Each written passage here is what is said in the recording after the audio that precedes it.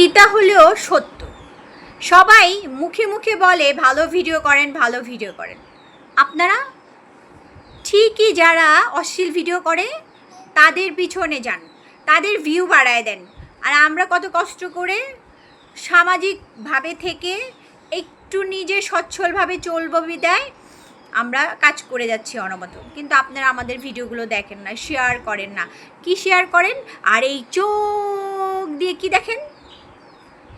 যত নোংরা ভিডিও তত দেখেন। আর জ্ঞান দেওয়ার সময় আসেন কি করতে?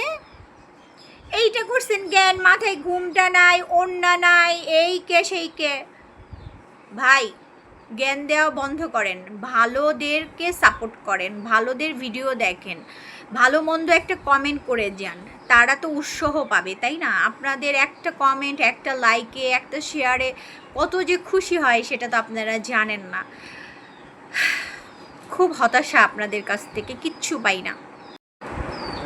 নিজের জন্য একটু হলেও ভাবেন, দেখবেন আপনি যাদের জন্য এত কষ্ট করছেন, যাদের জন্য ত্যাগ স্বীকার করছেন, যাদের জন্য সব কিছু ছেড়ে দিছেন, সেই মানুষগুলো একদিন স্বাবলম্বী হয়ে আপনার খোঁজও নিবে না।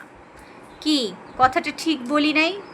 দেখছেন তো কি পরিমাণ পরিশ্রম করা মানুষগুলো কখনোই কাউকে ঠকায় না। যেগুলো শুয়ে বসে খায়, মাথার মধ্যে অশ্লীল বুদ্ধি, মানুষকে কিভাবে ঠকাবে সেই চিন্তা ভাবনা করে, তারাই কিন্তু মানুষকে ঠকায়।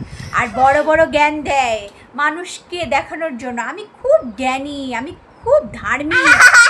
কারো এমনি এমনি পছন্দ হয় না। বাঁশ খেতে খেতে যখন অভ্যাস হয়ে যায়, বাঁশ কিন্তু তখন একটা প্রিয় খাদ্য হয়ে যায়। আমার খুব পছন্দ বাঁশ। আপনারা সবাই কেমন আছেন? আমি ভালো নেই। আপনারা লাইক করেন না, ভাইরাল না বলে।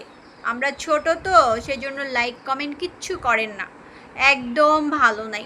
এত কষ্ট করে ভিডিও করি, আপনারা একটা শেয়ারও করেন না। কিভাবে ভালো থাকবো? ভাবছি ফেসবুক থেকে বিদায়ই নিয়ে নিব। কি বলেন আপনারা?